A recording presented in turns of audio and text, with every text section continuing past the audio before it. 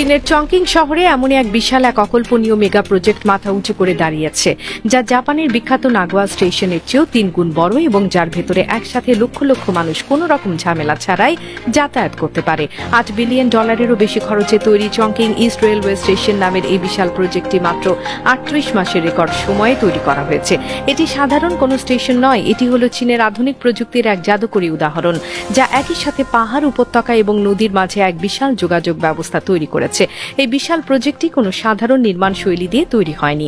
এখানে হাজার হাজার শ্রমিকের পাশাপাশি কৃত্রিম বুদ্ধিমত্তা বা এআই দিয়ে পরিচালিত রোবট এবং স্বয়ংক্রিয় যন্ত্রপাতি ব্যবহার করা হয়েছে। পাহাড়ের অসমতল জায়গাগুলোকে নিখুঁতভাবে সমান করার জন্য রোবট পরিচালিত বুলডোজারগুলো লেজার এবং জিপিএস এর সাহায্যে কাজ করেছে। এমনকি গরমের সময় যখন তাপমাত্রা 40 ডিগ্রি সেলসিয়াস পার হয়ে যেত, তখন মানুষের বদলে এই আধুনিক রোবটগুলোই দিনরাত টানা কাজ চালিয়ে গেছে।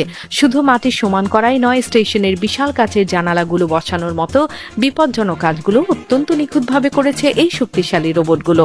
এই স্টেশনটি শুধু আধুনিকতার প্রতীকী নয়, বরং এটি চীনের জাতীয় হাই স্পিড রেলওয়ে নেটওয়ার্কের এক বিশাল অংশ। এর নিচ দিয়ে অসংখ্য রেল ট্র্যাক আর প্ল্যাটফর্ম তৈরি করা হয়েছে, যেখান থেকে প্রতিদিন শত শত ট্রেন একদম নিখুঁত সময় চলাচল করে। চীনের এই জাদুকরী স্টেশনটি কেবল একটি যোগাযোগের মাধ্যমে নয়, এটি আধুনিক শহর নির্মাণের এক নতুন ভবিষ্যৎ তৈরি করেছে, যা সারা বিশ্বকে রীতিমতো অবাক করে দিয়েছে।